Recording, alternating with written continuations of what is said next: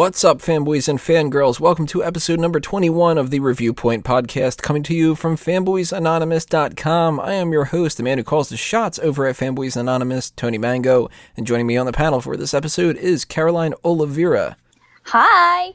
Today we are going to be targeting the latest entry in the James Bond film franchise, Spectre, which I saw opening night. Caroline saw yesterday, or was it today? Yeah, yesterday. Yesterday. So we had a little bit of time to kind of digest the movie and stuff. I'm going to be watching it a second time, and then after that I'll probably do some like secondary, third, tertiary kind of review or something like that. I already do have a Making the Grade up. If you're interested in reading that, you can check that out on Fanboys Anonymous, and got a list of some Easter eggs and stuff too. So I'm really in Spectre mode lately, and I'm not even going to pretend to, kind of bury the lead here. I freaking loved this movie. I thought it was awesome. So you're going to hear me gush over a lot of stuff and nerd out really bad, like Terminator movie club level bad. But if you're unfamiliar with how the Reviewpoint podcast works, it's pretty simple. It's just a review, but we talk about what we thought was a hit or a miss, whether it was good or bad, that kind of a thing, positive or negative. And there will be spoilers, so if you have not seen the movie yet and you don't want to know what happens, bookmark this, go watch the movie, then come back and check out our review. Make sure you leave your comments below and tell us what you think, and et cetera, et cetera, et cetera. So, first impressions, what did you think about Spectre? Oh my god, I had so much fun. It was a great movie. Like, I loved how it started with the Day of the Dead. I mean, hello, that's not a surprise. That. Yeah, I know, right? So predictable, Caroline. Love the villain, love the torture scene. Yeah, it was great. I had fun. Now, what's your backstory when it comes to the Bond franchise? Which movies have you seen? I mean, I feel like I've seen a bunch of the very, old ones. I can't really remember the names, and they were, dubbed in Portuguese, so I'm sure I have to rewatch them at a certain point when I was really young. And then I watched, I always confuse if it's, it's Die Another Day, right? They all have, the same names and stuff. Oh, okay, yeah, well, yes. With Pierce Brosnan. Yeah, that one's Die Another Day. And then I stopped watching them for a bit, and then I watched Skyfall, and I freaked out because I love that movie so much. And then yeah, that's it. So I'm not a big fan like you are, but I grew up with the old one, so I understand. See Casino Royale and Quantum of Solace? I've seen Casino Royale. I haven't seen Quantum yet. Good, you skipped the one that sucks. Now, I've been a Bond fan since 1995, I think, 96 maybe. I kind of always knew what the franchise was, but I couldn't get into it as I was a little kid because, I mean, they're not rated R or anything, but they're a little bit higher up than what some of the stuff I used to watch. I mean, I watched Terminator and RoboCop and that stuff's pretty terrible, but when you're like a 7-year-old kid, you'd rather watch Ninja Turtles than Goldfinger, because Goldfinger's a little boring. But I got into it and ended up, buying all the movies, watching them 100 times, that kind of a thing and stuff. And with this Daniel Craig version, a lot of things were kind of bugging me here and there. And my first reaction when they cast Daniel Craig, I was just like, this guy's ugly. No. And he's blonde. They can't. I'll send them a check for $10 for a bottle of hair dye if it makes them better. But he won me over a little bit in Casino Royale, although there were things that bothered me about that it didn't seem like it was James Bond enough. And I thought that when Quantum of Solace came out that they would fix all that, and that movie just sucks. So when I saw Skyfall and they kind of went back to a little bit, they reintroduced Q, they reintroduced Moneypenny, they had the different office at the end that was the one that looked like the old one. That started to make me go okay, now we're getting back into James Bond a little bit instead of the Bourne series, sort of. And my favorite part about Spectre, this is so a James Bond film from before Daniel Craig. It's good that they keep the action is still modern and it's not wacky like Die Another Day. I mean, that's ridiculous. They got lasers going all over the place, and the main villain gets plastic surgery and he's wearing some kind of an electrified Iron Man suit in a plane and using satellites to blow up diamonds, and it's just like, that's ridiculous. And this one's just kind of like, two guys are gonna fight in a train, like From Russia with Love, or we've got a watch that can explode. Okay, it's very, very more like on the modern side, but I loved how many references there were, and I saw it with a couple friends, and none of them are as big of fans as I am, of course, but Dace in particular, he hadn't seen any of them really. So of course he made the joke like, okay, so this guy's like a spy or something, right? Like, and I'm sitting there trying to give him like a little bit of like, that was this, like during the movie, like when they showed Vesper. I could see he had this look on his face like, I don't get this, and I was just like, Vesper was his ex, and he's like, oh, okay, I get it. So then I was like, okay, now that we know that, now he can get this part of the movie. And I'm geeking out over like little tiny things left and right. Like there's a part in the film where there's a safe house, and do you remember that part at the end where they're kind of like, we need to all group together and we're gonna do that strike on the new headquarters? Right. The building that they go into, on the shop, like the glass window, that's what it's called. It says that the name of the shop is Hildebrand, and that they specialize in rarities. And I was just like, I get it, because there's a short story called The Hildebrand Rarity, but it's about a fish. So it's like, they would never turn that into an actual movie. So I was just like, oh, that's the Hildebrand Rarity, like, ah! Because Quantum of Solace pissed me off about that. Like, that's my favorite title out of any Bond thing, and they ruined it. There's a short story called Quantum of Solace, and it basically is like Bond's at like a dinner party or something. This is like when he used to write for Playboy, and it was like just a couple short stories of like... Right. The Bond character in the books is very like... I mean, he's a total prick, but like at the same time, he likes talking about how he likes black coffee and stuff. Like, a little boring, but there's a big discussion in that, and it's like he's talking with some old guy or something about the Quantum of Solace is the last bit of happiness that you have in a relationship before you move on or something. And I was like, well, that's a perfect title for this movie where Vesper's been killed and whatever.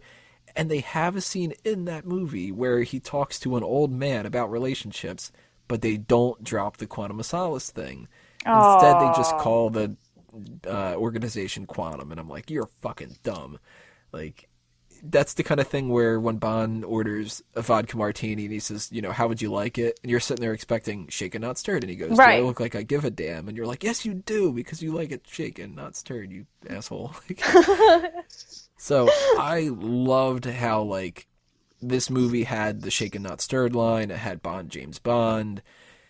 And we started the movie off in a way that, I'll admit, if you would have had a camera on me, I probably would be embarrassed about my reaction to it. Because one of my things that really has irked me about the past three movies, they don't have that opening gun barrel thing. The little, like, the two white circles, and Bond shoots at the screen, the blood comes down, that kind of thing. Every other movie before the Daniel Craig ones had that. And when they didn't do it for Casino Royale, I'm like, all right, well, he's not a 00 yet. I kind of get it. I don't like it, but I get it. Quantum of Solace and Skyfall, it just pissed me off so bad.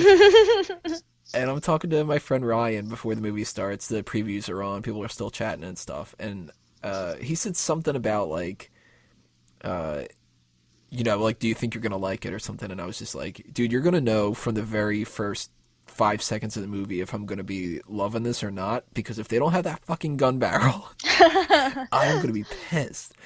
So he specifically was like, all right, I'm going to watch your reaction during this. And as soon as that white circle popped up, I literally clapped and jumped out of my seat. Aww. I was just like, yes, it's the freaking gun barrel. I'm like, ah, oh my God.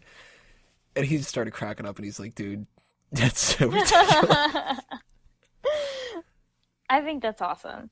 Like it's cool when you watch a movie that has a big following like James Bond and it goes back to its origins and it does little things for the fans. Because I mean, I don't know if somebody who's like brand new to James Bond movies would appreciate as much. Like that's like clearly for the fans, for the people that been watching the movies and know all about 007. So I think that's really good. I feel like that's like the type of reaction that Sam Mendes wanted. Right? And even at, like, I made everybody stay for the end, and I forget who it was, but somebody was like, "Oh, is there an after credit sequence like the Marvel films?" And I was just like, "No, I want to read the part that says James Bond will return." Like, Aww. and I was just like, "All right, I read that. He's gonna return. All right, we're done. Like, we can leave now." They're like, "That's it." I'm like, "Yeah, that's it." That's all I needed. As long as we got that out of the way, like, But there were so many things in this, and I'm not going to break them all down because if you guys want to read that list, you can go. I mean, there's little tiny references that I picked up that were like, kind of ridiculous. Like, double 009 has bad luck in all the movies, so he steals 009's car, like, that kind of crap. But that's not what Reviewpoint's about. Read that if you want to. But let's start breaking down characters and kind of how they go through the plot and, what that's like. I mean, Bond's Bond. We don't really need to break that down, right?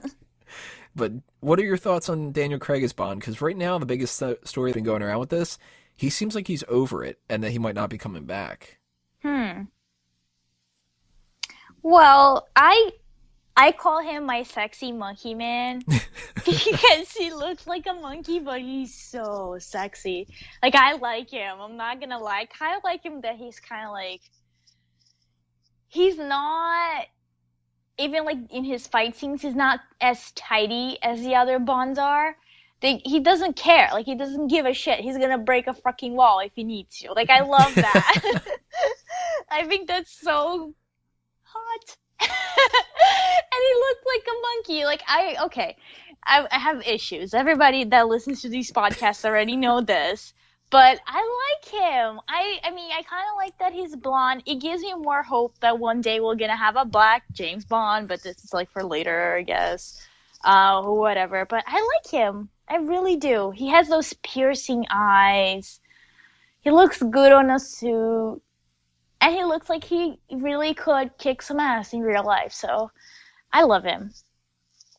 I've always been kind of like, well, there's this part I like about this Bond and this part about another one. Like, Timothy Dalton's still my favorite, and he doesn't get anywhere near as much credit as he should because people just don't think that 2 movies is, like, good enough, I guess. I don't know. But I've always thought, like, Connery is the best when it comes to being a jerk. I mean, he's a fucking asshole in those movies. And Dalton kind of brings that forward because Dalton's a prick too. And apparently he was like on set too. Like he was telling Carrie Lowell how to kiss him. That kind of stuff. Like, and Brosnan is like the charmer kind of guy. Like I can see when people are like, they're just dropping their panties and, stuff. I'm just like, if I was a girl, I'd be like so into Pierce Brosnan. It's ridiculous. Yeah, he's gorgeous. And then Roger Moore's the funny Bond, and Lazenby's the one who is terrible. Like, Daniel Craig, he was really like the action Bond. And it's taken until this movie for me to actually see him be a little bit more on like the funny side and a little bit more Bond to me. Like, this is my favorite time that he's been Bond. Definitely. And I gotta say my least one's probably Quantum of Solace, but that's directing and stuff too. Yeah. But then we had our 2 main Bond girls. Of course, there's a wide variety of Bond girls. You either have like the bimbo type that they show up, they have like a bikini on, and then that's it. Or you have the ones that are actually like characters, or the ones that try too hard, the ones that are really like jokes kind of. But we had Lucia Sciarra, who everybody went nuts because Monica Bellucci's one of the only Bond women who's actually older than Bond. Oh, she's so gorgeous too. And she is, isn't she? I mean, it's kind of like... Yeah. She's like 51, I think? Oh, really? Like, I think she's Yeah. 51. Oh God. She looked so good in that lingerie shot. Oh, It that just shot was like, I was thinking about that after, like, when they cut to the next scene. It was just like, wait, that's it? Like, they're I just gonna. know! It's like, and I'm a girl and I'm straight, but that's all I was thinking about. Like, really? That's it? No more? Like, I want to see more of that. She's so hot. Like, what? Ugh. Okay. Sorry. So, I don't know if this is me being mean or what, but I gotta say one of my misses of the movie, though, they didn't kill her. Hmm. I think they should have killed her. Yeah. Like, she expresses in the movie that she knows that she's gonna die. Right. And she says to him, "You only bought me 5 minutes." But I don't know. Like, I think that there could have been a Doesn't scene he where. mention that he's gonna get somebody to help her, though, Oh yeah, that's before he right. He does leaves? tell. He says about Yeah. Felix Yes. because they, for some reason, didn't want to have Felix in the movie. Well, I guess it makes sense that they didn't because they had Tanner, they had Q, Moneypenny. Like, how many more people can you add? But little Yeah. nod to Felix was good because Felix is still out there. And So I I feel guess that makes like sense.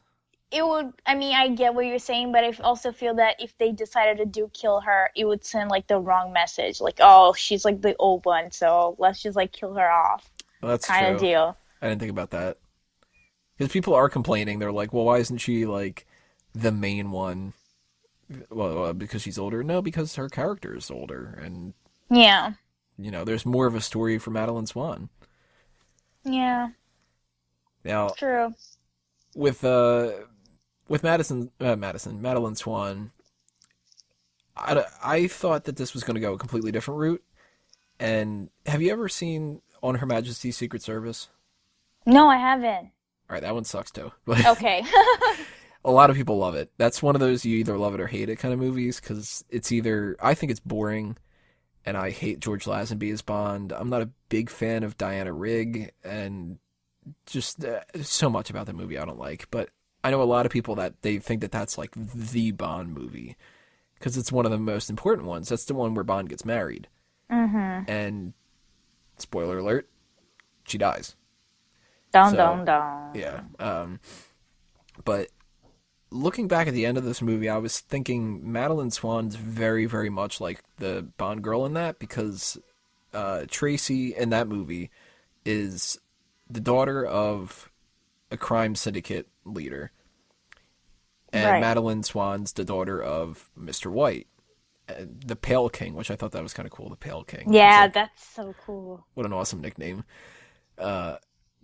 But they had, like, Mr. White was a character in Casino Royale and Quantum of Solace that complete villain. Like, no amount of respect whatsoever. And I thought it was kind of cool that, like, they did this transition between, like, he and Bond sort of liked each other in this movie. Yeah.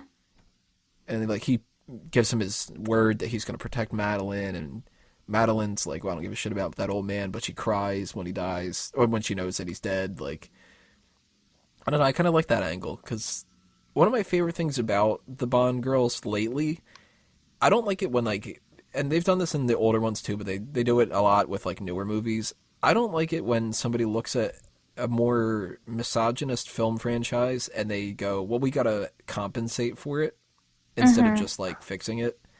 Right. Like, the Bond films of the old ones, they're really sexist. Like, Yeah. I'll flat out admit it. And you can't do that now, because now that's frowned upon, which it should be. Right. But I hate it when they make, like, in The World Is Not Enough, the Dr. Christmas Jones character is, like, I can't picture Denise Richards being a, like, nuclear physicist. Right, and, exactly, yeah. you know, but Right. but if they have, like, Madeline Swan, I mean, she's a psychiatrist or psychologist, or, like, did they ever specify what she was?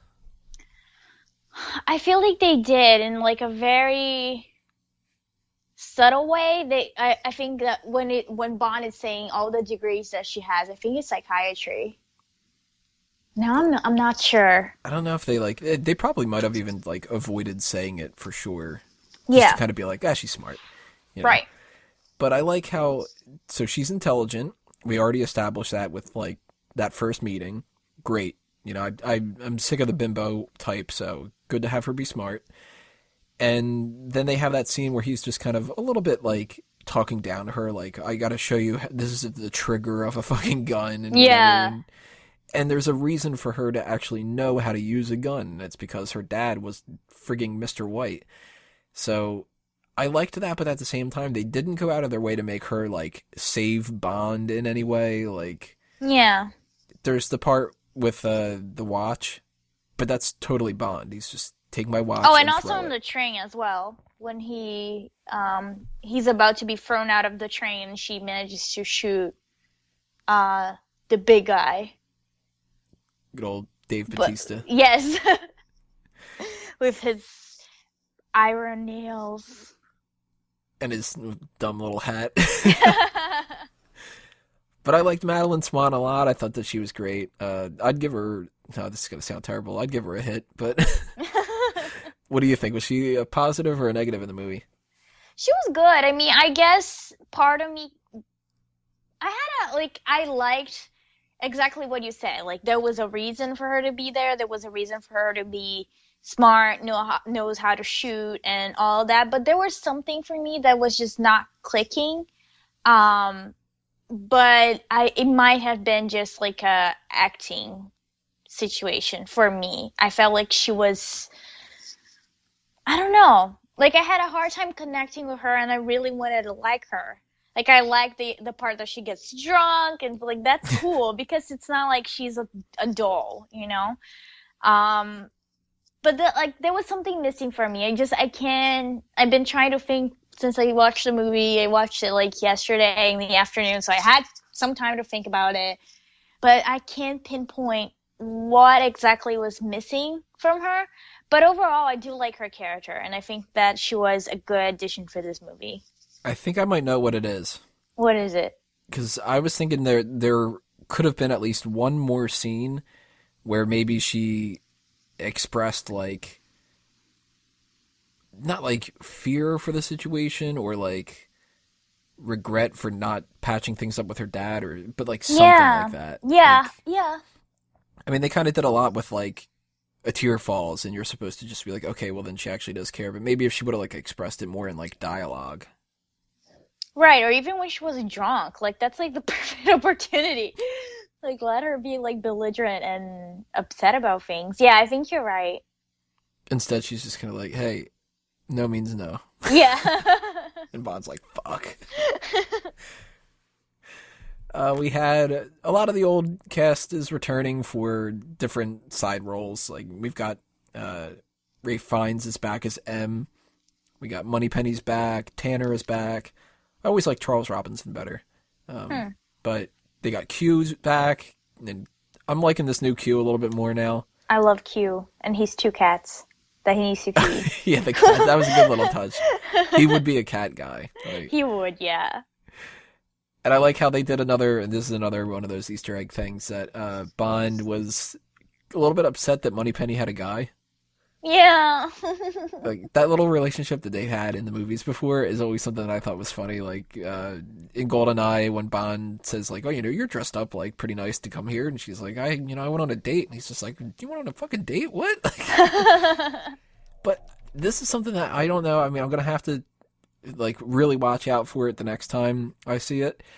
But was it just me, or did they imply that Moneypenny's guy was Max Denby? I didn't get that, but I'm not a big fan like you are. So, I don't know. Well, like, because I didn't see any, like, subplot between Moneypenny and C, but Right. it could have been, like, something that they had on, like, the editing floor. Like, maybe that there was, like, that was what Moneypenny's role in the movie was, because she didn't do that all that much. Yeah. Like, maybe she and Max were kind of like an item, and she had, like, some kind of a scene with M where he was like, I don't trust him, and she's like, well, why not? I'm banging him. It's fine. Like, because they didn't show his face. Like, the guy. Yeah. I mean, I really don't know, Tony. Like, I didn't even think about this till now. Do you really think, like, it would make sense, though? Because I don't think she liked him at all, like, the whole movie. Well, like, Q doesn't really talk all that much about him. M and Bond don't like him for sure. Yeah. But Moneypenny doesn't really have much of an opinion in the movie, I don't remember. And I don't think that Tanner liked him, but it's sort of like Moneypenny needed to do something else. Like Q had his little action scene, and Tanner's Tanner. Tanner doesn't, he's pointless. But like, Moneypenny was just missing something. I think that's one of my misses. Yeah, I agree. And she's such a cool character, and I love her accent. She's like so posh. I love it. Like I wish like she was more in that movie for sure. I agree with that. Then we talked about him a little bit, but Mr. Hinks, the new version of Jaws or Odd Job or whatever, Dave Bautista. Now we follow wrestling, so we know Bautista a little bit. Were you waiting at any point for a Bautista bomb? I kind of was. I wanted him to do that little thumb down thing that he does, the little taunt, like, you're going down, Bond. Like, oh, that would be cool. That would be really cool. Or even just like that guy when, in the meeting when they are and he's like, introduce yourself. Like anything, like, even though I did love that whole nail situation, like that's kind of like Ghetto Fabulous, because I feel like in the hood, like that's how like a girl with like long nails would attack another girl. It's like, I just go for the eyes. You know what I really need to see now that you brought up the introduction thing? Yeah. Somebody really needs to make a YouTube video. Please link it to us in the comments below or something if you make it up. Somebody needs to do his entrance, but with Batista's entrance, with like the oh my god, the pyro going off and stuff. Please, somebody out there. That would be amazing. I like this character a lot, actually. I thought that was a hit. He's strong silent type. I mean, the only line he has in the whole movie is shit. Yeah, I love that. I was so glad that he didn't speak at all. So glad. Because that was the worst part of Guardians of the Galaxy with his character, is when he was like, he's not a great actor. Yeah. But he's better as like the strong silent type. Right, he's not being casted for his acting chops at all. No. Like, let's just like be honest. No, because they're not going to put Q in that role. And they're not going to put Dave Bautista as Moneypenny or something like that. Though I would love to see him in drag. That would be cool. Yeah, I don't want to see that sexy. But our main villain, Franz Oberhauser, or what I geeked out about, Ernst Stavro Blofeld. As soon as they said that, I mean, I knew he was Blofeld, because, come on, it's a movie called Spectre. Like, you can't have Spectre without Blofeld. Right. And if you were going to have anybody be Blofeld, like, Christoph Waltz is a damn good choice. Yes! He's amazing! I kept thinking for the longest time when Sam Mendes was first doing Skyfall, I was just like, well, we need to get Kevin Spacey in as Blofeld. Because they've worked together with American Beauty. That's true. Movie. Yeah. But now that I've seen Christoph Waltz, he's better. I'm glad they didn't do Spacey. I agree. I feel like if it was Kevin Spacey, I would get too much of like a Seven vibe from him, like the character he plays in Seven. But, oh man, like, Christopher Waltz is awesome for a villain because he's not a big guy. Like, he's really tiny. And that's creepy. Oh, and that wound that he has at the end and the eye, like, oh, he was so attractive with that. Now, that one is actually from You Only Live Twice. That's, like, one of their good references when it comes to that. And when they had that whole, they did the explosion, I was just like, all right, he's not dead. Like, right. Blofeld has been in so many movies and stuff like that. I'm like, I know he's not dead. But having that little wound on the eye just made it that much better to me, because it was like, all right, my favorite Blofeld is from You Only Live Twice. Like, the Telly Savalas one, where he just looks like a normal guy, I was like, I'm not really digging that one. But I'm going to send you a picture right now so you can see that. Oh, yeah. As soon as that popped up, I'm just like, that's the eye wound. Like, they really did their homework on this movie. Yes. Oh, and it looks so good, too. He looks so gnarly. Ugh, I love it. And he was he's easily my favorite Bond villain of the past couple of years. I did like Lashif a lot. And I have to admit, part of that's just his name. Because it's so weird to think, like, the big badass villain, Lashif. But Mads Mikkelsen's awesome, too. Yeah. But they I like Silva, too. Silva was great. Yeah, Silva was great. And Silva was great in a lot of ways that, like, some of the other ones weren't. Like, I could see him being, like, he was, like, psycho. He was. And he had such a heartbreaking story, too. Like, to me, like, I connected with him in so many levels in that movie. Did you think that the teeth were hot? Yes. But I gotta say, Blofeld's definitely my favorite out of the bunch. Because he's Blofeld. Like, yeah. You know, if you brought Jaws back, I'd be like, okay, Jaws is awesome. Or, like, if you brought back, like, some of the worst ones, like, I can't even remember the guy's name from For Your Eyes Only, but that villain was terrible. And I think Kamala Khan was the name of the guy from Octopussy. He's so just forgettable. And yeah, I remember I watched that one. Octopussy's a weird movie. It really is. I feel like you have to be, like, stoned to really get it. To be like, wait, Bond's coming out of an alligator? What the fuck is happening? Yo! So if she's Octopussy, is there, like, some kind of rule where Bond can fuck 8 of them or something? Exactly. We talked a little bit about action sequences and stuff, but we got a little breakdown here. You mentioned the Day of the Dead thing at the very beginning. I knew that you'd end up liking that part. I know. Oh, I loved it. I was so excited. So excited. Just because all the skulls? Yes! Oh, and it's like a dream of mine to go to Mexico during that time because it's such a beautiful holiday. All the costumes, and James Bond is representing with that costume. It looks really good on him. And it's just like so festive. Like, it's like it smells like death, but in a good way. If that makes any sense. Probably not. But in my head it does. I totally don't get it at all. The opening part with the helicopter thing, I've read some people say that was a little bit, like, too over the top. I kind of liked it. I like it. Like, it made me very anxious, which I think was a really good thing. Because can you imagine if that helicopter went down in the middle of all those people? I thought it was going to. Me too! And that is amazing. Like, in a lot of movies, you kind of know, like, come on, like, you do know that Bond is going to be alive. Like, there's no way. You know that Blofeld did not die in that explosion. Like, you know certain things. But I really thought it was going to go down. And that, like, was so frightening to me. Because there were so many people around. And that was amazing. I love that. We need more of that in every single movie. That was actually a good way for them to do, like, a somewhat realistic thing that we hadn't seen before. Like, there's been fight sequences on helicopters and stuff, but since it was the older movies, it's basically like, you know, somebody's choking Bond and then he kicks him out. But yeah. This was like, you could have those people do that, and there's no laser beams, there's no rockets that are, like, doing any kind of crazy things. It was just, you know, these people are fighting. Once the guy falls, he's dead.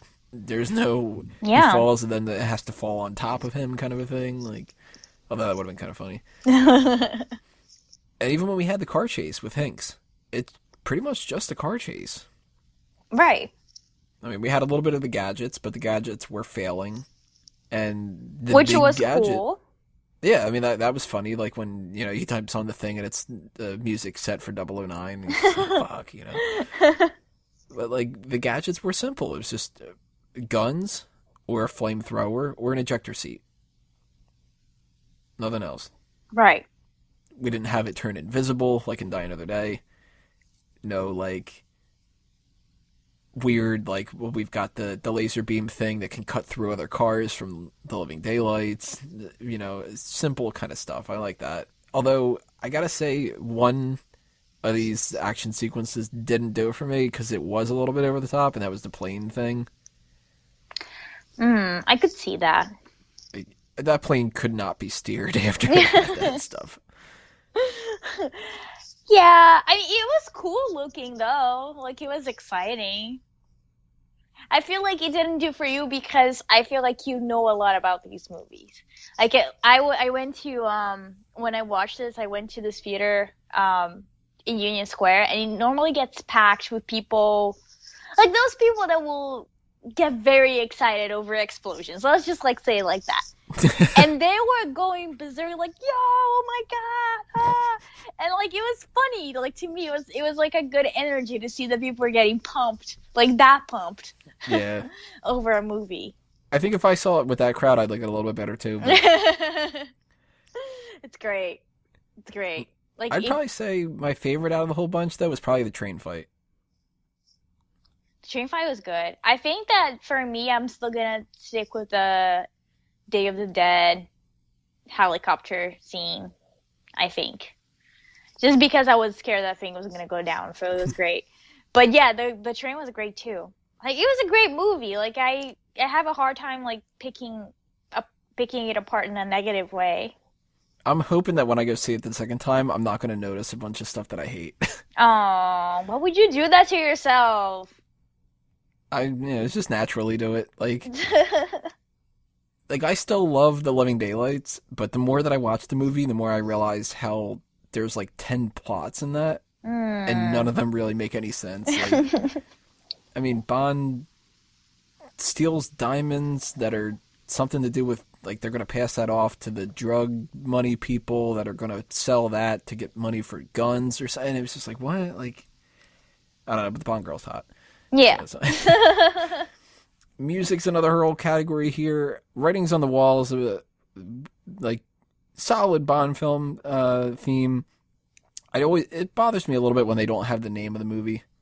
Like, Spectre could work. I mean, you could talk about ghosts. Yeah. And Casino Royale, the You Know My Name, and Another Way to Die for Quantum of Solace, and then they finally had Skyfall with Skyfall, and it was just like awesome. And out of those different ones, Skyfall is definitely my favorite. Oh my still. god, yes. It is. That's so good.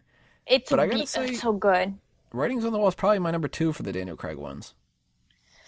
I mean, I haven't seen all of them yet, so I can't really say that. I guess compared to Skyfall, I did not like Writings on the Wall. I thought that it was like so underwhelming in a way. Like to me, it felt so sad. Like not. Yeah, I get it. Yeah, like Skyfall it's a beautiful song, and it kind of has that sadness that Adele puts in every single song she does. But there was something about, and I don't know if it was like the instruments they used. And I'm very dumb when it comes to instruments, you guys. So I'm sorry that I'm not saying all the names, but whatever. Oh, I can't help at all with that. Yeah, like just like that. Like that's like so suspenseful and just like, oh, it's like it's a Bond movie. Kind of like it felt like a Bond movie. And Writings on the Wall to me just felt very sad. And it didn't get me really pumped, even when I was like watching that sequence and with the octopus and all that. Like that's so cool. Like, I knew you'd end up liking that too. I love. You know me too well now, Tony. That's a problem. But yeah, I love that stuff. It's so eerie. Like, do an eerie song. It should be eerie, not sad. Whatever his name is, like Sam Smith. Yeah, like come on, Sam. We know you can sing. We know you can do like very like reach the high notes and all that. Like just do something eerie. We need that. I need that. Now, curious about the title sequence for that, because when we were talking after the movie, we all kind of said to each other at the same time, like, anybody else get this like tentacle porn vibe? Yes, hello. That's the best part. There's that one shot where, like, I'm assuming it's supposed to be Bond and either Lucia or Madeline, but it's clearly not. It's just two stand-ins, but the two faces are going to go kiss, and I was like, tell me that one of their tongues is going to end up being a tentacle. Oh, that would be so cool. That was going to freak me out if that happened. No, that would be so awesome. You wouldn't go like, ugh, for like a second though? No, hell no. I'd be like, yeah, that's hot. Like, do more.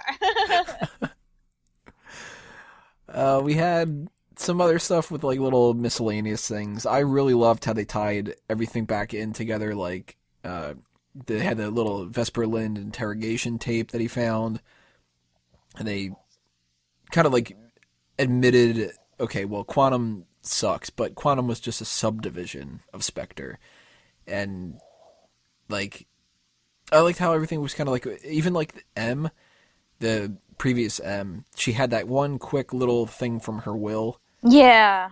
and that was just like, okay, that's a good way. Like this movie, I think it kind of like this could be like a series finale, sort It of. could. Yeah. It did tie a lot of ends. What would be like any kind of like random things that stood out to you about the movie that were like weird or awesome or interesting or anything like that? Like, I mean, I could go on and on about stupid little stuff Yeah. like Q saying "bring it back in one piece," not just one Oh piece. Or, my god, that was so cute. I love Q. Like he's like, I have two cats to feed. I'm like, I feel you in so many levels right now. It's just like, thank you. Like I love when he's in the screen. I love that when he ordered the drink and then Bond said that just like cut the middleman, like throw it in the yeah, toilet. It's like, yeah, exactly. um the locations, I mean, with like all Bond films, like the locations are so amazing. They're so breathtaking. Where Dr. Swan works, like I would totally live in that place. It's just snow and oh, it's so gorgeous. Um, yeah, I love every single part that Q is on. He's like one of my favorite characters. I don't know why, because he's so weird and geeky and adorable. Um, you probably loved the drill scene.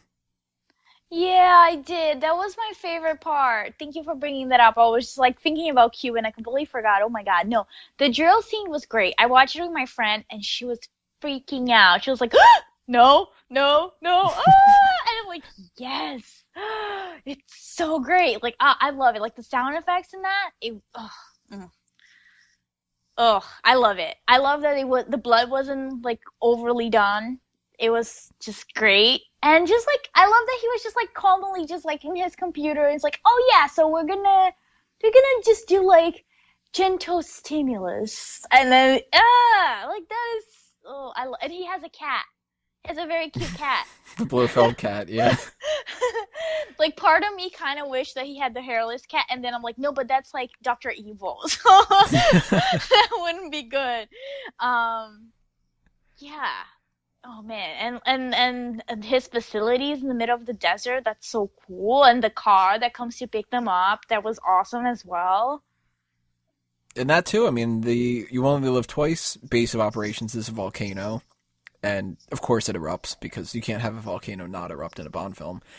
And this one, they had the crater that was based off the meteor had struck there, and of course it explodes. Cause, Yeah.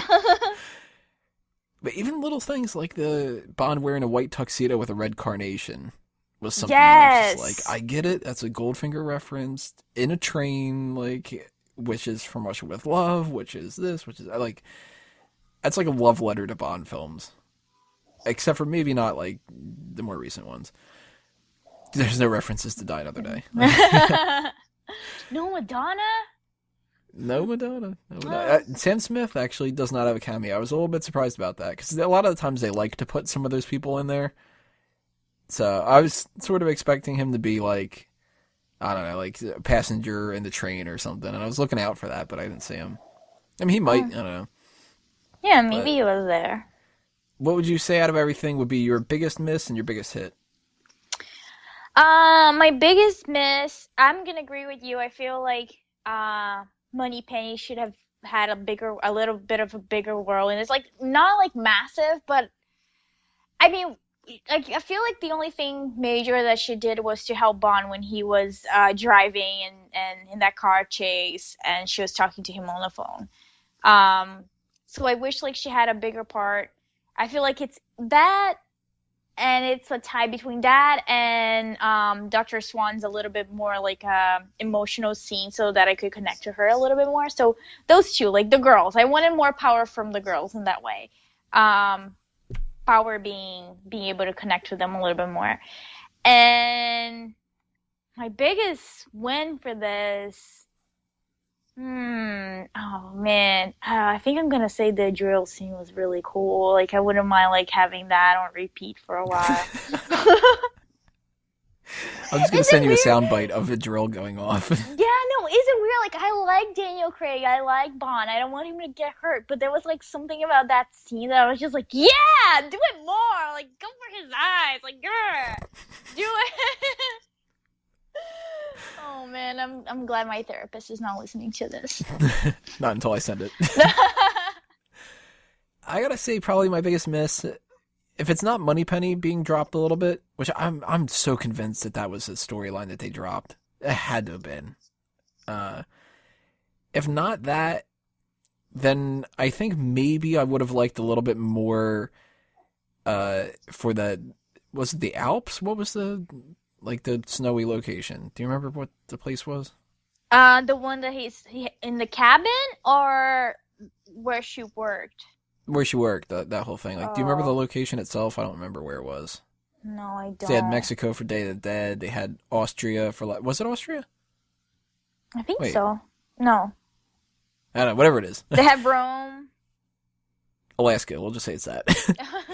uh, I was a little bit disappointed that that wasn't a ski chase because I think that would Oh. have been a little bit different. Like we had the car stuff already with the Hinks car chase and the plane thing. I would have gone for a ski thing because skiing is another one of those like standard Bond action set pieces. Yeah, that would be And, cool. you know, it would have been a little bit different. Daniel Craig hasn't done a ski chase yet. So, I mean, maybe that's one of the reasons why. Maybe he doesn't want to. But that'd probably be my biggest miss, which is not like a huge complaint. It's just sort of, you have like on a checklist of Bond stuff, that was one that they missed. But my biggest hit's got to be the opening gun barrel. Like, that was just like the very opening thing was the icing on the cake for me, kind of. Yeah. I was just like, they got it back. Like, it's going to continue now. And, everything's restored in the world, kind of a thing. So, overall, I think we're both giving this a hit, right? Yes. Go Yeah. watch it. It's Definitely recommend this movie. And for non-Bond franchise people, too. Because, like I yes. said before, the people I saw it with, some of them had seen a few, some of them hadn't seen any. And everybody walked out and said that they liked it, so... Yeah. My friend just went to see it because she her parents are from Mexico and she was like, "Oh, there's a Day of the Dead scene. I want to see it." Like that was why she saw it and she loved it. So it definitely speaks to anybody who just wants to have a good time in the movies. So the last thing we have to do is just some plugs. So anything you want to throw out there for people to check out?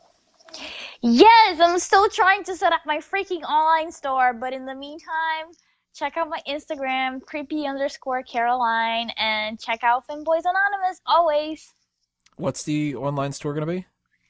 Oh Is man, it I'm Etsy or like... no, it's gonna be either Society 9 or the other one. I can't remember the name, but I'm still debating if it's gonna be Etsy as well or not. I'm still trying to figure it out. I'm not really smart, so just bear with me.